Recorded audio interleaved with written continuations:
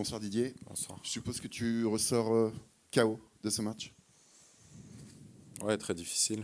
Euh, Très difficile parce que les joueurs ont sûrement produit ce qu'ils ont fait de mieux à domicile. Et il y a un score très large à l'arrivée où si on prend que les stats, on n'arrivera jamais à expliquer. Tu estimes que là, aujourd'hui, ils ont fait sans doute leur meilleur match À de la domicile. saison à domicile? Ouais, à part la première mi-temps d'Auxerre, peut-être qui était au-dessus. Et je pense qu'on n'a jamais autant frappé au but, autant centré, autant produit dans le jeu. Malheureusement, on n'a pas marqué. Oui, c'est ça. À l'arrivée, il ne se passe rien finalement. Mm. Et beaucoup d'erreurs aussi, beaucoup de déchets techniques, dont une qui fait tourner le match quasiment définitivement en faveur de Strasbourg. Ouais, c'est sûr qu'il y a des ballons qu'on ne doit pas perdre dans certaines zones.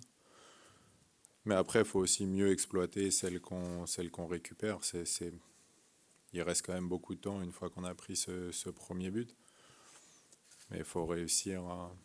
J'ai envie de dire, c'est presque créer l'impossible. Parce que Strasbourg finit avec un XG, un expected goal plus faible que nous, pour au final nous mettre 3-0. Donc il y a des choses, c'est assez difficile à encaisser. Comment tu expliques aussi le fait qu'on n'a pas retrouvé, notamment à l'entame du match, ce qu'on avait vu du HAC et à Nantes et à Nice, avec l'intensité, avec de la vitesse, avec du rythme, avec peut-être de l'audace? On a le sentiment que vous avez quand même laissé Strasbourg s'installer dans ce match. Non, pas. En fait, c'est parce que c'est pas le même type d'équipe et parce que il y a seulement certains joueurs qui peuvent nous offrir des choses différentes. Et aujourd'hui, je pense que avant ce premier but, même si on n'avait rien de créé de très dangereux, mais malgré tout, on entreprenait des choses intéressante et surtout il y avait aucun danger quoi à part ce qu'on s'est créé par nous-mêmes. Mais le hack ne fait toujours pas mal, le hack ne fait quasiment jamais mal. Comment faire pour inverser cette tendance? Bah faut continuer quand on a autant frappé, autant centré, mis tous les attaquants possibles et que c'est pas arrivé. Bah, faut seulement insister et espérer que le déclic vienne. On peut pas leur reprocher de pas avoir essayé. Mais faut réussir, faut être plus adroit dans le dernier geste. On se défaite en 15 matchs, c'est pas tout à fait la fin des matchs allés, mais on s'en approche. Est-ce que tu as le sentiment d'être toujours l'homme de la situation? On a entendu même le public demander ta démission. Toi, tu es dans quel état d'esprit? Est-ce que tu penses que tu as encore les ressources pour sauver ce club d'une possible relégation? Sincèrement, même pas ça m'a traversé l'esprit cette question, puisque aujourd'hui je ne sens pas des joueurs qui ont lâché ou qui n'ont pas essayé ou qui n'ont pas et des stats quand on prend vraiment ce match. Après, je préfère sincèrement que ce soit moi qui prenne que les joueurs. Ils ont pris aussi. J'ai pas, ouais, et ça c'est dommage par contre. Ça c'est dommage parce qu'il faut reconnaître quand les joueurs passent à côté, ils doivent accepter. Aujourd'hui, c'était très difficile de fêter le but de l'adversaire ou les olés. Vous jouez une équipe qui a dépensé plus de 80 millions cet été. Tu as été super dans tous les domaines sauf le score. Je trouve qu'ils ont été durs avec nous. Si c'est leur manière d'évacuer la frustration, on fera avec. Mais le but, c'est l'unité et pas de se tirer dessus les uns les autres. Et ça, c'est un peu dommage. Je pense qu'il y a un sentiment de dépit parmi les supporters, désemparés. On l'a vu, vous parlez des olé olé sur les passes strasbourgeoises, mais on a vu aussi le COP qui s'est vidé très très rapidement. Est-ce que ce sentiment de dépit, c'est pas lié au fait aussi que les spectateurs peut-être ne s'y trouvent pas dans ce que proposent les joueurs?